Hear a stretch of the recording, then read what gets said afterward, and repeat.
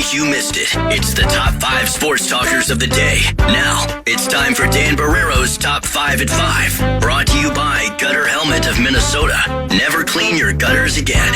Learn more at gutterhelmetmn.com. All right, a mini top 5 at 5, or, like I said, we've done this before. We can extend it into the next segment and then prepare for Luigi at the bottom of the hour. It's entirely up to how much material you have prepared.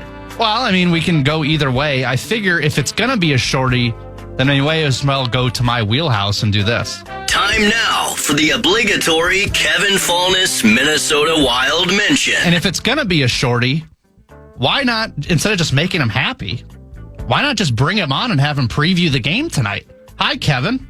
Let me tell you something. Hey! I'm listening on my way into the office. What's this kid's name in Iowa? Do the Wild play tonight? What time do they start? I'm just here to answer questions. Are you the real hockey ambassador? Is that what this really amounts to?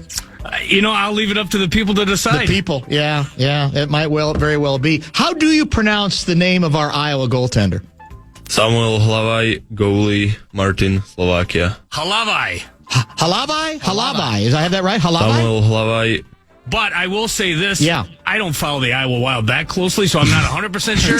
But Cal Peterson is their other guy, and I think it's a pretty even split. Peterson's the guy with NHL experience. Hlavaj is a guy that I think is, I don't know, he's a Slovak, and he's been getting some run down there as well. But they've been splitting time. Let me ask you a very direct question. Once we trade the Great Wall of St. Paul to get that top 6 guy, yeah. Do you agree that it's a matter of moments before we find out that Flower is ending his retirement and he'll become our backup goaltender? Let me tell you this. That would be fascinating. And I did spend time with Marc-Andre Fleury this past weekend. See? He did a ceremonial puck drop Saturday night to cap off Hockey Day Minnesota along with Eric Stahl and Alex Goligoski. There's no reason to think that guy couldn't strap it on and play the second half of this. It's not even the second half. It's like the final 20 games. He'd be the backup to Philip Gustafsson. There you go. He'd fill a role when needed 100%. If they go down that road and he's amenable to it, 100%. I'm guessing he's in better shape now than he ever was. He's not a guy who's going to get fat and not pay attention and take care of his body.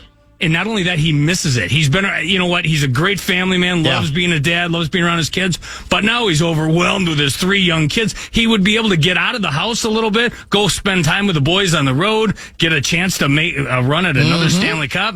And he sees Quinn Hughes, Kirill Kaprizov, Matt Boldy. The pieces are there. We just have to put it together. Does Bill Guerin allow you to take a position on whether we need to make one more big trade? Are you allowed to take a position on that, or does he prohibit you from taking such a stand? I'm allowed, but who would listen to me? Does he care what I say? No, but he doesn't care what any of us says. No, right. But we still say it because that's what we're obligated to do. You're the hockey guy. You do the shortest pregame shows in regional hockey network history, quite frankly. I'm still amazed that you get away with not doing 30 minutes, but that's another story. Let me tell you this. I do the amount of a pregame that I'm allowed to do by the head honchos in the coroner's office. It's not like I say, hey, is it okay if I just do 15 tonight? No, this is what believe me, I'd do an hour and a half if they let me. We were going to do a Wild fan line after every late game. Yeah, I remember but somehow that didn't come to fruition either. A lot of it's falling on your shoulders, according to most. That's very, very true. This was a good idea. I like this, Blakemore. This is well done. This worked out. Maybe we'll do this every once in a while. Well, if he's sitting in the arena just twiddling his thumbs. And it'll placate him a little bit because he always has his feelings hurt about the lack of When did the Wild play? Who did they play again? How'd they do last game? Yeah, These are the questions I hear on my way in. You love those questions, don't you? I do. And sometimes I mean, but the sad reality is, I'm like with the Wolves too. Like yesterday, I didn't realize they were starting at 8:30 until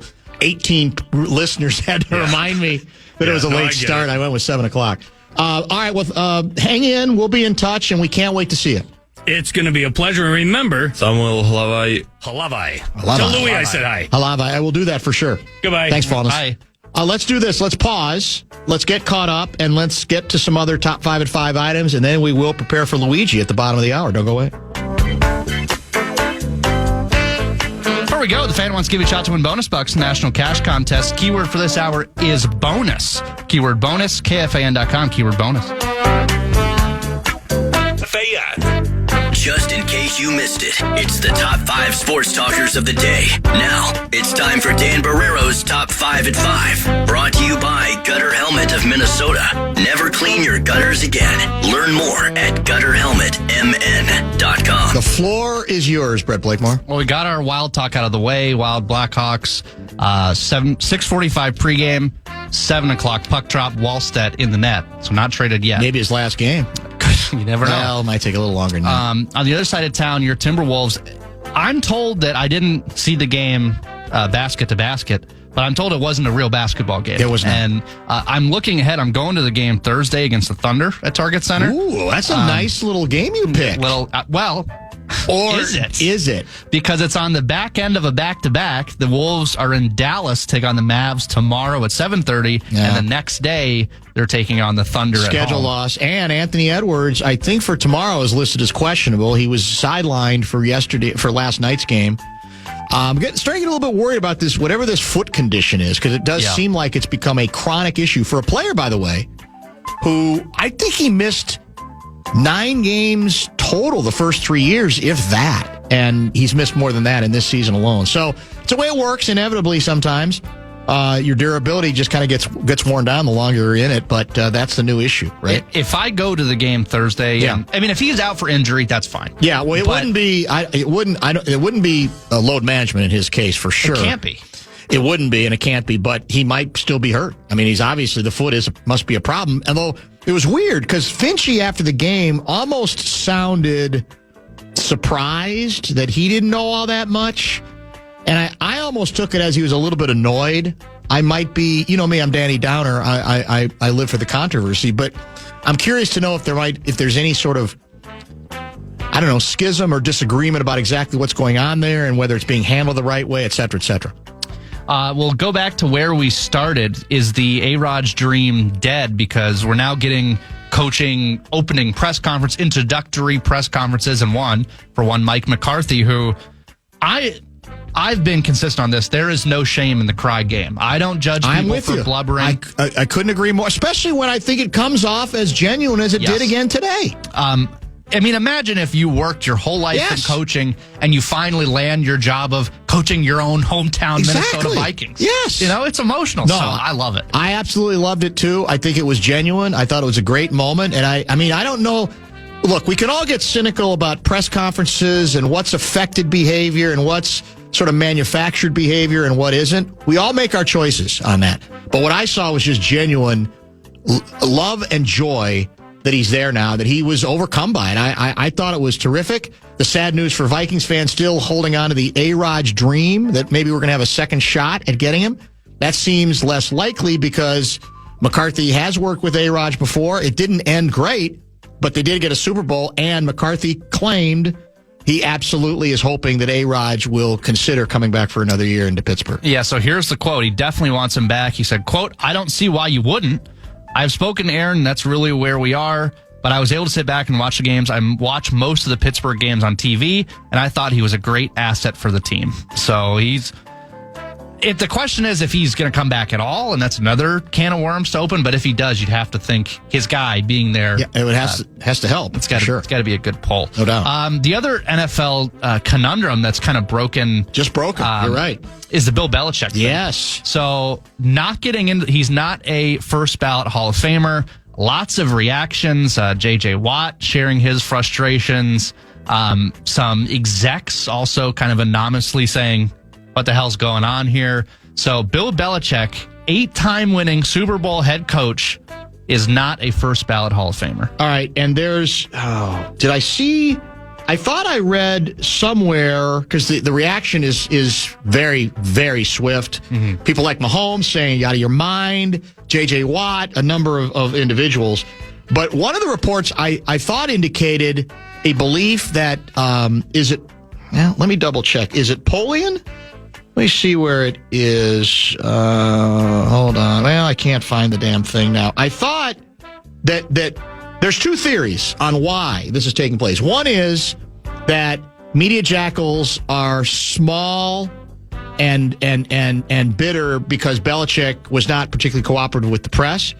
The other option offered up, and I thought Polian is in this mix in terms of having this opinion, is that some believe that because of Spygate, because of a couple of the scandals, that he should not be a first ballot guy. Everybody knows he's a Hall of Famer, but that there should be some recompense, some, I guess, pushback that he never really has received, and that this is the way to do it. The old, we know you're going to get in, but we don't want you quite to get in yet. So it's a good debate point. It's maybe even something we will bring up with Lou Nanne as well. Also, did you see if I can find it, Golden Gopher football schedule is out for 2026. Are you ready? I missed that. Are Go you ahead. ready?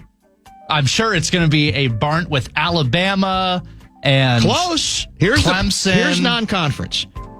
We host Eastern Illinois. We host Mississippi State. And we host Akron. Then we're at Washington. We host Michigan. We're at Purdue. We host Iowa on the 24th. We're at Indiana on Halloween. We host UCLA. We're at Penn State. We host Northwestern. And we are at Wisconsin. So Ohio State is not on our schedule. Indiana is, because I don't think Indiana was on the schedule this last year. And the Wolverines still. And the Wolverines are still here, although that is indeed a home game. Iowa is a home game as well. So there you have it. Mississippi State, that's a real non-conference sounds team. more non-conference real than we're accustomed to, correct? Yes. Although It's I have not no Bowling idea Green. what kind of team they are, the program they are at this point. All right. That's good enough, I think. Yeah. Good job. We'll come back and chat with Luigi. A lot of good hockey stuff to get to. If you have questions, Bradshaw and Brian KFAN text line is open at 646-86.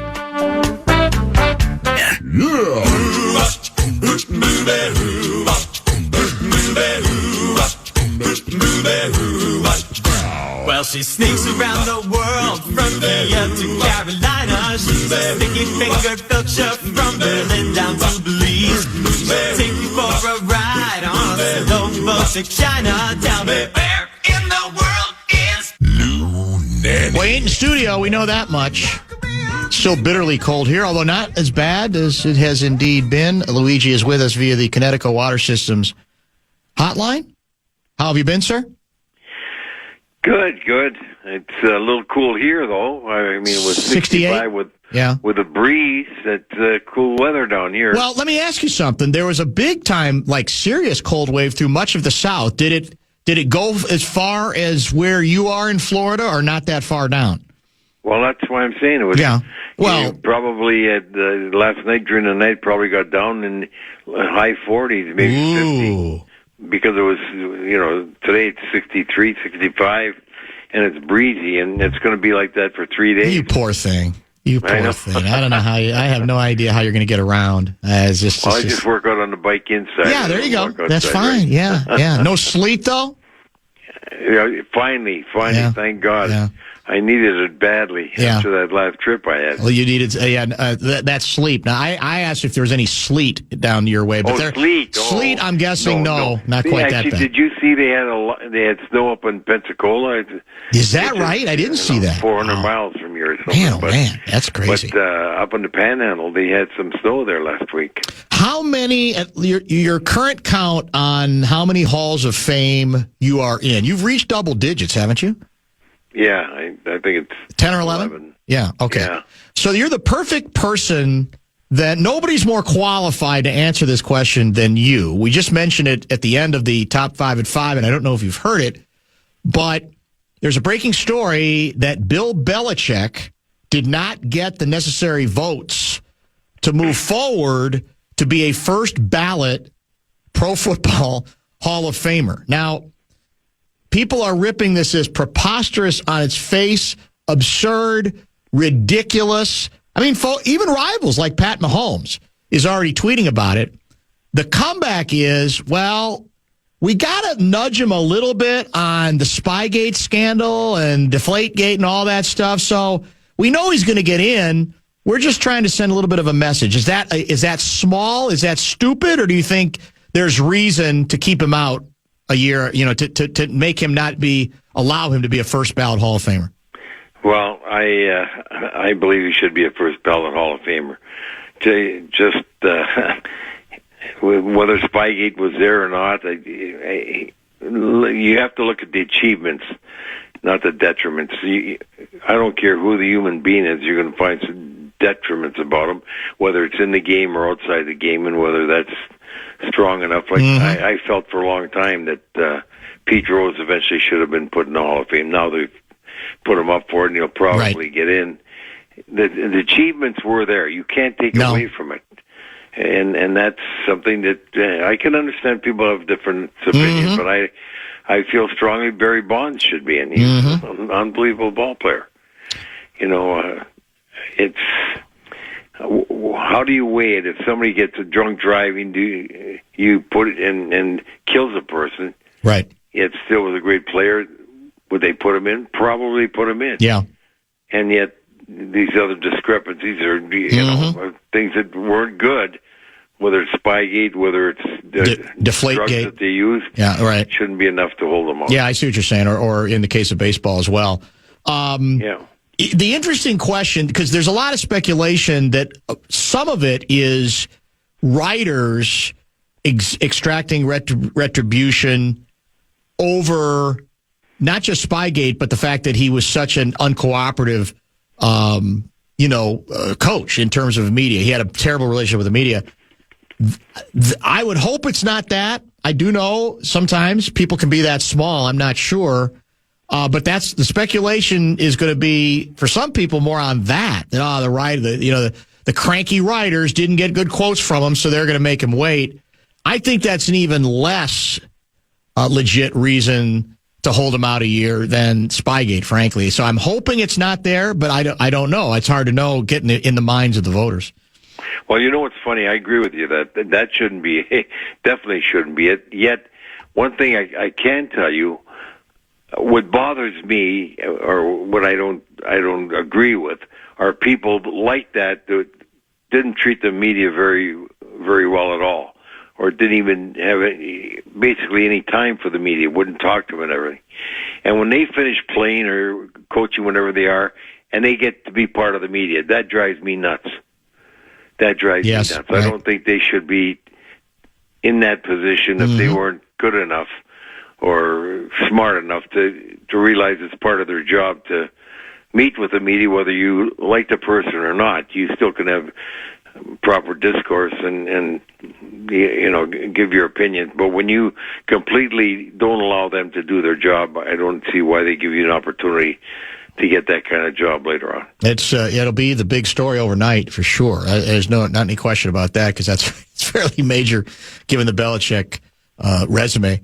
All right, I've been eager to chat with you today because I had missed the Russo reporting and on the possibility, his belief, based on his reporting, that the Wild would consider moving Wallstedt, dangling him if it does give them a chance to get a big-time name, presumably a center, but obviously it would have to be a prime-time player in conjunction perhaps with another draft choice and another player as well. I had not heard speculation on that before. I'm very intrigued to find out how you feel about that. Would you, as GM, entertain that if the name is big enough, or do you think it's a very dangerous road to go down for this team? Well, funny you said that, because Russo and I had dinner in Buffalo and discussed that. And he said, what would you do? I said, I'd trade him. I said, if you can get the piece now that can mean the difference, maybe you winning the cup, and as much as I don't know what Wallstedt's going to do in the future, and he could become sensational, or he could be a run-of-the-road goaltender, I would take my chances with Gustafsson, and afterwards getting another goaltender on the open market in the summer. Because one thing you do find that there are a lot of goaltenders every year coming out that had their contracts run out and they're free agents. So you've seen goaltenders move so much. Look at Detroit; they got Talbot now. That's got to be about Talbot's fifth team. So goaltenders do move, and it's chancy. But you've gone this far. I think you got to take a chance. If that's the chip that's going to get you a difference maker, then you got to make it. Give me a difference maker that you believe is actually gettable, that you've heard might actually be gettable, that would intrigue Luigi. Well, that's something that I'm not at that position yet where I find somebody that I think is going to be as much a difference maker as the ones they're talking about. I like Trocheck as a player, and I think that name's he'd be come a up. good addition. But would I give Wallstead for Trocheck? No, I wouldn't do that deal. And when you look around, Ryan O'Reilly, I like him a lot. Would I give Wallstead for him? No. I'm talking about really a quality centerman that they might have not just for 1 year, but for 4 or 5 years. I don't know who's available that they'd make that deal for, but I think you got to take a look at the teams that are going to be out of the playoffs. The problem they got right now, you look at the conferences, especially look at the Eastern Conference. They're so close. You could almost go from the 15th team, 16th team in that conference and make the playoffs. You're getting 4 and 5 points, basically separating 8 teams. So I don't think people are going to say anybody's available yet because they're not going to give up as fast as they normally would have. That's a fair point. That's right. So there may not be players. There may not be as many options, is what you're saying. That's what I'm saying. Yeah. No, we'll have to see. I think there's every reason to believe that Guerin wants to, and I'm with you. If it's a player you deem good enough, I think you probably have to do it, because we were talking about Gus Bus ain't that old. I think he's, what do we say, 27 years old right now? And I get it. Gus, Gus Bus. And that, it's not like, because people have told me, well, it's a little bit like running backs. You get closer to 30, goalies can kind of fall off. I don't know if that's true. You can speak to that. But he ain't that old where I feel like I can't afford to move on the goaltender of the future. The danger is if he's an all-timer, obviously, but depending again on who you get, I think you mentioned this to us last week. You don't really have that much else to give up at this point, right? That's the problem. Right. So it almost would have to include him to get anybody's attention, one would assume. And Dan, I think differently than these people are saying that when you get to 30, goaltenders go. Take a look, and I can go down so many goaltenders. I'm talking about Worsley, Brody, Sawchuk. Look at Brodeur, Patrick Waugh, Mark Fleury. You can go on forever. Goaltenders seem to. It's tougher for them to come in because it's such a position takes a lot to learn, but they seem to last longer, and they're not getting slow afoot because they don't have to skate anywhere anyway. So that's not going to affect them, and their reflexes, I think, are basically just as good, but they're a lot smarter than that. So I don't worry about a goaltender being 30 years old or even 33, 34, 35. That's not a problem. You know who becomes the backup, don't you? Who's that? Flower. Flower comes out of retirement to finish the season. You know it, I know it. He's waiting for it. Well, yeah, but I was thinking that other teams are going to. He's a free agent, as you know. Yeah. A lot of talk about Edmonton wanting him to go into Edmonton because they think they're just a goaltender away. Interesting. So. Okay, we'll keep an eye on all of that. A couple people, and I got these texts earlier. People saying, "Well, you can't include Wallstead if it's a rental," and I agree with that. Right, the deal you make has to be more than a rental. You can't be willing to me get rid of him unless if it's a guy in the last year of his contract, it's a guy you got to pretty much know you're going to be able to keep.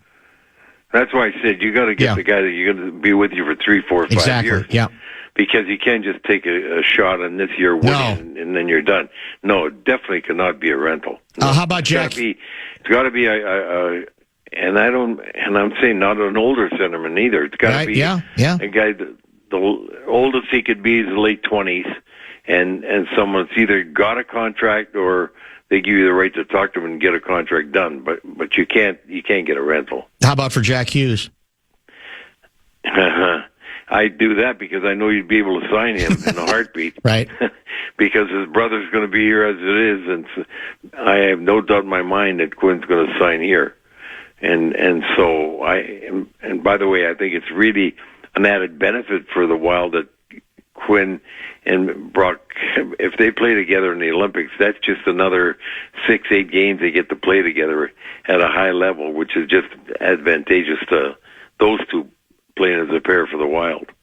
So we don't have very many games left right now before the break. I mean, we're coming down to it pretty soon. Give me your, I guess, sort of your, if you had to take the temperature of their team right now, what would you say? Oh, I like what I see. And by the way, that was just a great game against the Florida team that's playing extremely well right now. Florida's got to play hard. They got most of their lineups back. They're not going to get Barkov back, but other than that, they're playing like a team that is capable of going a long way in the Stanley Cup playoffs if they make the playoffs, and I think they're going to make the playoffs because they're healthy now. You got most of their guys back, but I think that was a good test. That Wild didn't play as sharp as they could have, 5-5, but I'm feeling good about where the Wild is sitting right now. You know, the battle's going to be them and Dallas, 2 and 3, who gets home ice. And it's so close right now, and it's not. And again, as I said before, it's not as big a thing. I'd like to see them get home ice, but I'm not concerned about it. I just want them to be healthy, because if they're healthy, I really feel strongly that they're going to beat Dallas. I think you've said that right now, when they're healthy, that they're better than Dallas. What happened on this date 54 years ago? What's the date today? January 27th. I got 3 goals and an assist, and we beat Montreal 6-5. That's it. Hat trick and an assist for Luigi again to lead the Stars to a 6-5 win at the Forum, for God's sake. Mm-hmm. Montreal, man, it doesn't get. You remember it like yesterday? Yeah, I remember it pretty well. Mavlich got 3 for Montreal too, I believe. Is that right? And it was one of those games. I thought I could have had 5 or 6. I had a number of opportunities, and was able to capitalize on a few of them. But we played our line. It was Murray Oliver and Dean Prentice I was playing with. That's the one year I played forward, and our line was really good. And those 2 guys, they are good players, boy. They I used to have a thing with Murray Oliver: just stay out of the corner. That's where I make my living. Right. You stay in front of the net. Yep. And he was a smart centerman, boy. He got 25 goals that year. I got 21. Dino got 20. We were the highest line on the team. Yeah. Well, why were you only a forward 1 year then? Because then he put me back to defense next year. Were you bitter? Did you want to stay at forward? You were okay? As long as I'm playing, I don't care. Yeah, you didn't care. The first game I played for the North Stars was in St. Louis after the Olympics. My first night, but my first shift was at center. And I was a defenseman coming from the Olympics. And by the end of the night, I had played all 5 positions. I didn't play goal, but I played left defense, right defense, right wing, left wing, and center. That's pretty good. I wish I could tell you I remembered this, but we had a texter, Mark, who writes, Louis, I believe he thought it was 55 years ago today. He was off by 1 year that you got your hat trick. I met you several times as a kid at Cowell Press with my dad. He was a bookbinder. We always remember how you stayed and spoke with us, never seemed to be in a hurry to leave. Thank you for the wonderful memories. That's from Mark. Well, that's really kind of him. And I worked for Caldwell. My first contract that I signed was very unique. No one's ever done it before or since. I signed a personal service contract because it was taking me so long to get an agreement with them, and they didn't want to pay me the money I want. And I set out 5 years from pro just because they wouldn't give me the money I want. So I finally came up with this idea. I was saying, okay, I'll do a personal service. And Walter Bush said, what do you mean? What are you going to do? I says, I'll play hockey, of course. Whether it's in the majors or the minors, you got to pay me for that. Mm-hmm. I said, but you don't have a hockey school. I'll set it up for you and oversee it. I will make every appearance that the players don't do. The players, I was getting asked to go somewhere and they make $50 or $75 in those days. And I said, I'll do every appearance for nothing that they don't do. And finally, and most importantly, you sell my services in the summer to anybody you want. You keep the money, because I'd been selling for Harvey and McKay in the 4 years before that. And so they sold my services to Caldwell Press. And Caldwell Press had the right to do the program for the North Stars. Okay. So I sold all the ads and everything else in the programs for Caldwell Press and the North Stars as well. I mispronounced it. That's what it is, Caldwell Press. Okay. Yeah. Drew wants to know, how the hell does Louis remember all this stuff? Names, places, dates. Well, I remember the hat trick because they had it on TV when I was in Montreal the other night. Oh, is that right? Telecast. Did they? Yeah, and I knew I got a hat trick in Montreal. Yeah. I didn't know it was January 27th. Right. But they put it up, and I didn't want to, between us, I got to say now, I don't want to correct him at the time, but LaPanta says, do you realize 24 years ago that you got a hat trick in Montreal and one assist? I said, I know I got a hat trick and one assist. I didn't know it was January 27th. I didn't want to tell him 24 years ago I was 60. I'd have been a hell of an athlete. That would have been a hell of a story, right? But I didn't want to tell him it was 54 years ago. Oh, that's pretty good. That's really good. A lot of good text coming in. I didn't see this one coming. This is Charlie in Bemidji. What strategizing, if any, might the Wild be doing already regarding the coming expansion drafts, 2 new teams by 2030? Is now too early to be hoarding / not trading very good goalies in case we can't protect 2 goalies in the first of those drafts? Is that thinking too far ahead? Yeah, that's way too far ahead. You understand what can happen to a club. Just look at the Stanley Cup teams like Edmonton Oilers, for instance, when they had 4 in a row, or the Islanders. It's amazing how many interchangeables were gone, but the core stays. So your interchangeables, many of them won't be gone by then anyway. You'll have new ones, so it's hard to strategize that. One other text I had for you. Oh, this is from a 952 guy. Of Allsted traded, Fleury comes back and gets Crosby traded to Minnesota. Crosby isn't getting traded here. Look at Penguins right now; they're about the 5th hottest team in the league, and they certainly look like they're going to be in the playoffs. And Crosby, when you get to be a tremendous player, unless you haven't won a Stanley Cup, you're going to stay with this. That's team a great point. that you're with, because I said the only guys I would say I'd never trade would be the guys that I thought I was going to keep in the organization when they were done. Anybody else, if the price was right, you'd have to consider it. And I think you see a unique circumstance like Bork. Ray Bork was in Boston forever, right? And he's a Hall of Famer and a fantastic player, but he never won the Cup. So he was happy to go to Atlanta. Sure, that makes sense. Yep, right. And he won the Cup there. Yep. So, the great players that haven't won a Cup, like if it happened to McDavid, you could see McDavid going somewhere. But Crosby's already won a few Cups, and he's not going to move. Less likely. In basketball, KG is a good example of what you're talking about. He never won it here, and because the word is he didn't want to go. They had to sort of convince him. But again, eventually he does get convinced because, all right, I'm not going to win a title here, so let's go to a place you won a title. If he'd already won a title here, same thing probably, or 2. He might have been less likely or less willing, feel it was not as necessary to make that, to agree to that kind of deal. Yeah, when you were that kind of athlete, you're top of your game, one of the better players in the sport. Yeah. And you haven't won a Cup, whether it's in any sport, a trophy that signifies you've won the World Championship. It's got to be in your mind because it's going to eat you forever if you don't do it. If you get the opportunity where you think you might go, they go. On that note, we're at big dinner tonight, or are you staying in?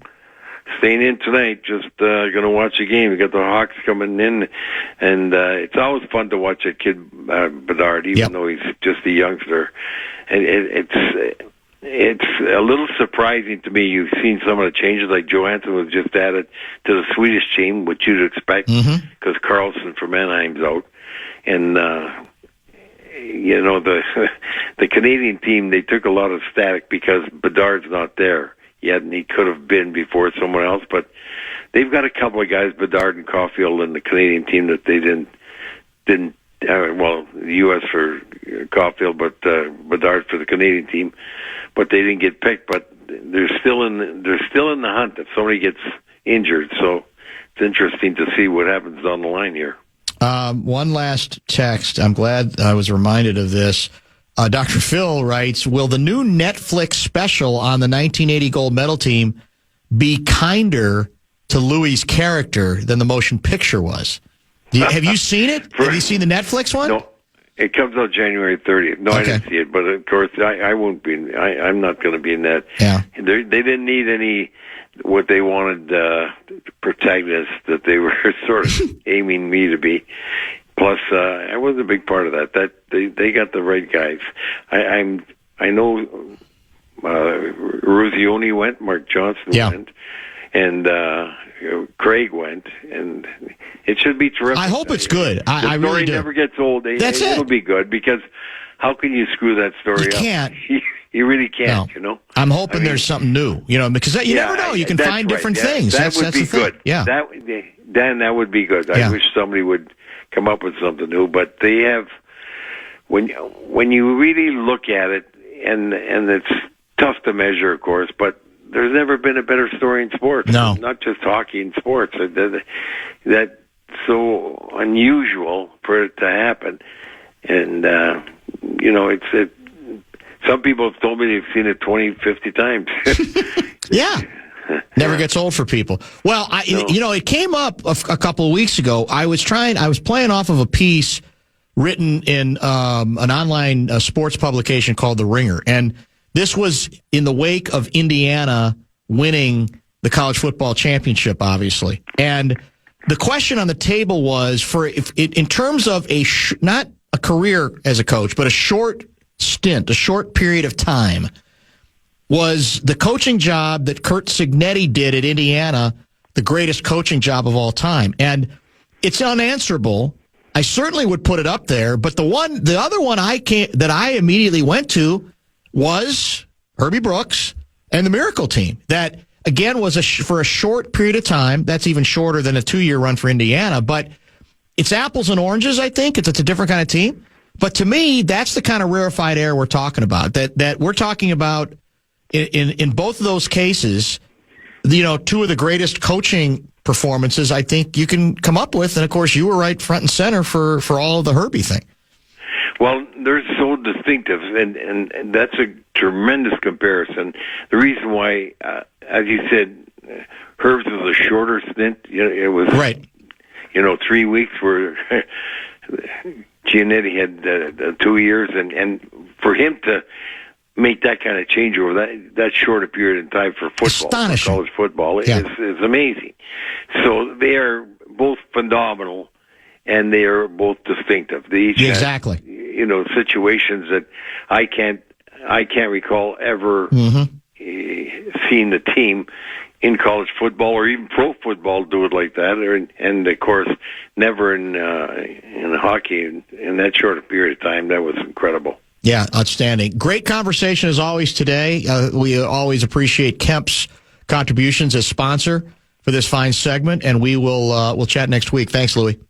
Thanks, Dan. Nice to be with you. Appreciate you. Lou Nanne, kind enough to join us for his regular Tuesday appearance. We'll take a top of the hour pause, return to a little A-section talk, maybe even review a little bit of our hour and change conversation with Chris Maddle in studio as well. Stay tuned. If you want to chime in what's happening in your favorite KFAN shows, it's very easy. You can make your voice heard on the Brad John Bryant KFAN text line. So let us know what you have to say by texting your message to 64686. That's 64686. Standard text message and data rate supply. Chris Maddle joined us in studio in between 4 and, well, I kind of cheated. I think we wrapped it up with him about almost 10 after 5, close to it. Could have kept him even longer. He ripped pretty much everybody, although I think he followed up on his announcement and decision to bow out of the race, making a very big part of his conversation his abhorrence with what he viewed as the ICE assault on the Twin Cities. Again, this is not exactly a shrinking violet of a lefty. This is an individual who, over the course of the time with us, confirmed once again that he doesn't have a great deal of affection or belief in the current governor of the state of Minnesota. That's for sure. But his overarching view was legal, and a belief that almost everything that ICE has done is contrary to the Constitution, and in many cases should be illegal, and that to go away from what would be classified as targeted arrests is the issue, and that he has been contacted. He has been contacted by individuals who said they have been profiled and they have been stopped. Many of them, by the way, at least some of them in law enforcement. But it'll be podcastable later. If you missed it, I recommend it. He knows how to offer his position, whether you agree or disagree with any or all points that he indeed made.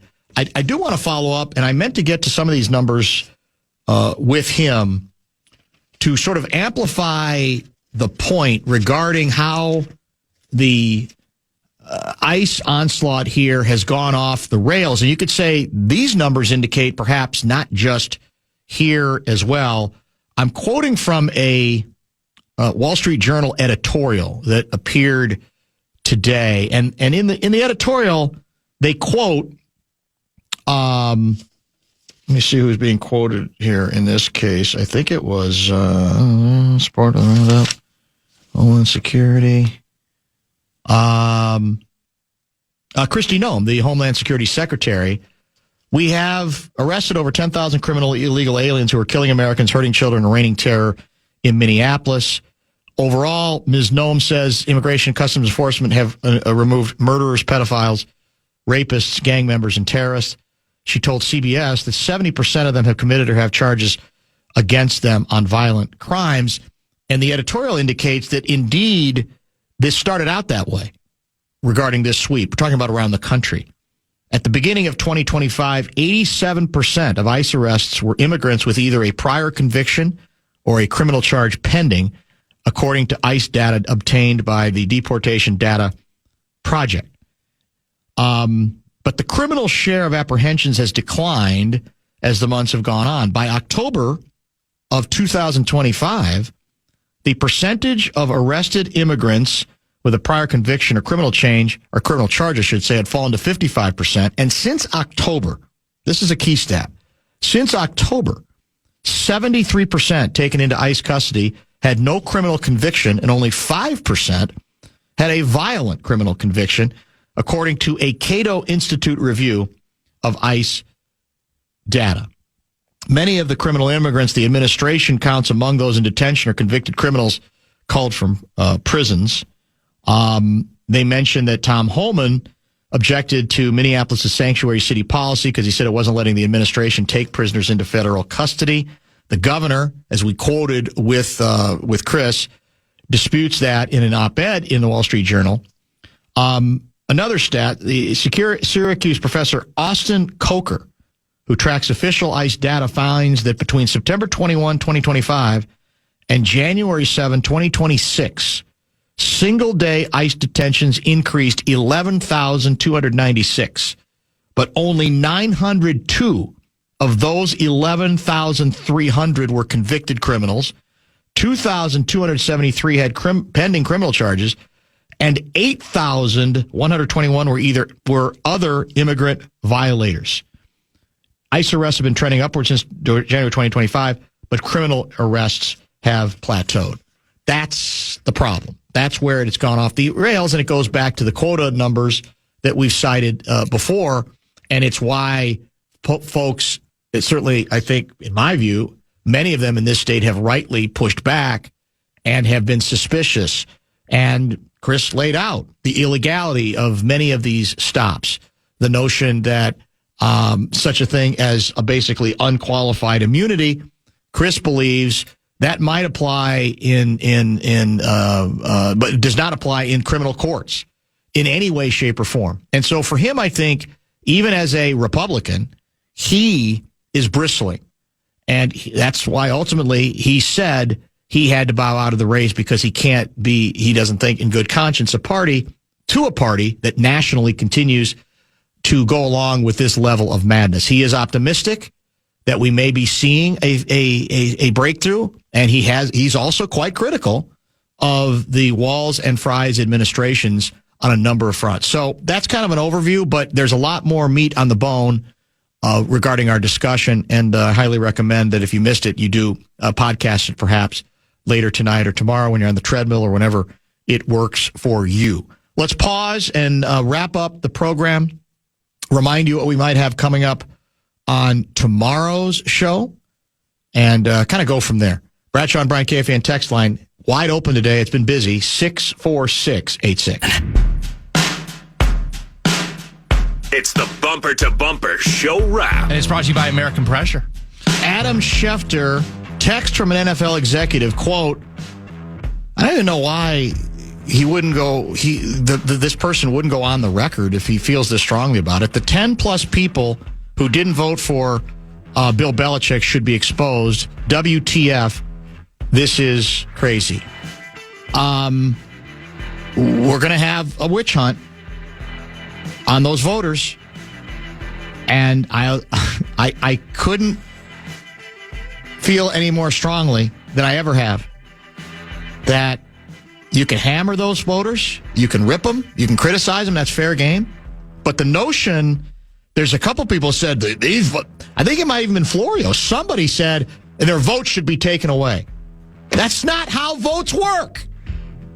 I don't understand why in this culture we cannot respect, well, you don't even have to respect the outcome, but respect the fact that people have their votes. And the notion that their votes must be revoked. On whose authority? If you are a voter, you are a voter. It's extremely bizarre to me. And I will say something pretty controversial, I think, and probably a minority opinion. I'm not offended that he's not a first ballot guy. I'm not. You can say it's a distinction without a difference because he's going to get in. But the irony is a lot of people all along the way, including in my business, have said he got off too easy. Belichick got off, yeah, he's a genius of a coach, but he got off too easy on Deflategate, and he got off too easy on Spygate. Well, if you believe that, can you really be losing your mind? I mean, have you just forgotten about it? Do you think it went away? I don't understand why. So it's a symbolic vote because everybody knows he's going to get in, but I'm not as offended because I remember what a lot of these same people said then, which was, well, that's in theory, that's affecting the outcome of a game to the extent that your advantage that you felt you were gaining by doing what you're doing, if you want to buy it, it did give you even more of an advantage than you already had with Tom Brady as the quarterback. So we'll probably spend some more time on it tomorrow because I know most people are going to disagree. But this idea that take their votes away, that's what a vote is, man. You can hate what that person's voting or what they represent, whatever the case may be. But we're so fraudulent on when we believe in the sanctity of a vote, and it's that person's opinion, and when we don't agree with it, they got to go. They got to get out of there. When I'll say again, some of these same people, I heard from them. Well, where's Belichick? Where's his accountability on this thing? Has they ever really been properly held accountable? And it's almost like they've forgotten all of that as well. Again, it's all symbolic, and you could say it's all silly to the extent that clearly he's going to get in. But I honestly think it has more to do with that than it does with, well, he didn't answer our question, so we're going to say bleep you. I certainly hope that would be more the case. Also want to thank Luigi. He joined between 5:30 and 6. Fallness made a rare appearance on the Bumper to Bumper program. A little surprise hatched up by the substitute producer of the program for the mini part of the Top 5 at 5.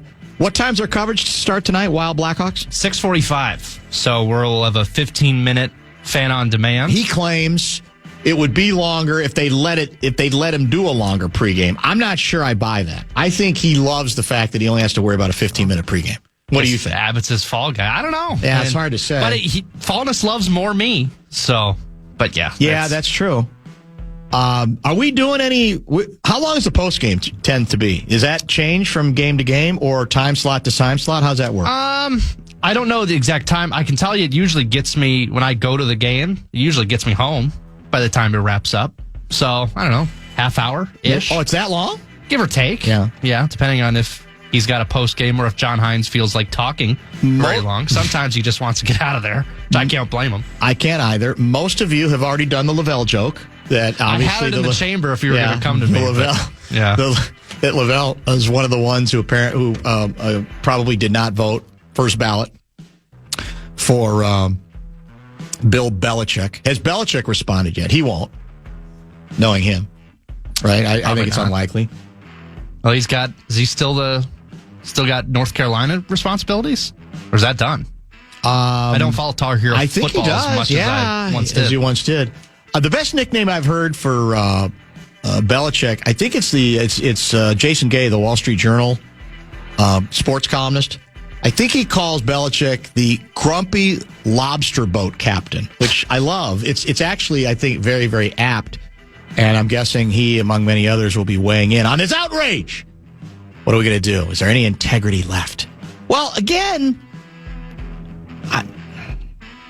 I've wrestled with the whole Spygate thing, but I just don't think you could leave it out when back then there were a lot of people saying, oh, man, come on, more heat.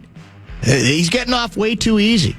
So I'm not exactly sure why people are losing their minds now because, as I said, they have to know deep down that it's certainly going to happen. Now, you could say his record is so good that it transcends that and that you have to find some other way to register your annoyance with those particular instances. I don't exactly know.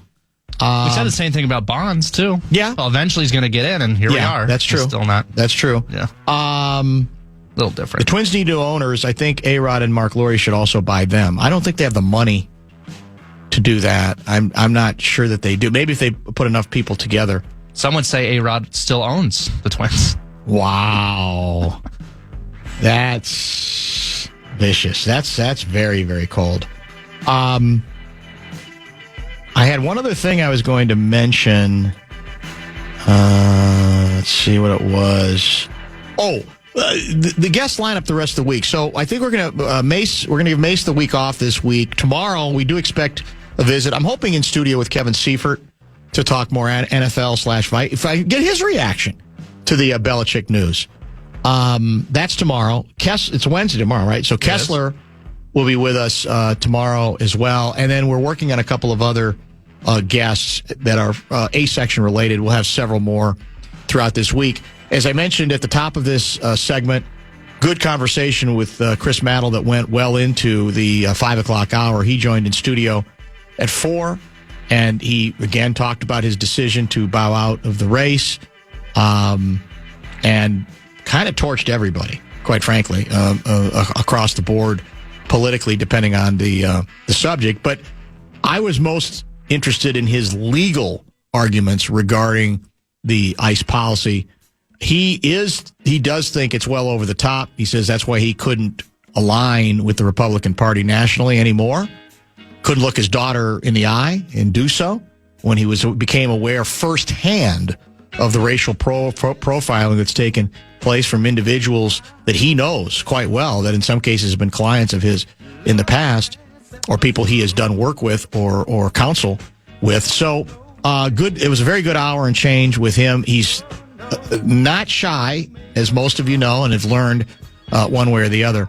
So that'll all be available to you via our podcast services. Fan on Demand in the Air, as you mentioned, is next. And 15 minutes of Chip Scoggins with Common. Oh, nice. Okay. Yeah, I saw him come in. I actually helped him get in the building. And we'll I guess we'll get this whole thing started again tomorrow at 3. We'll talk then. The stories stadium could tell. I'll be alright. Tweet that.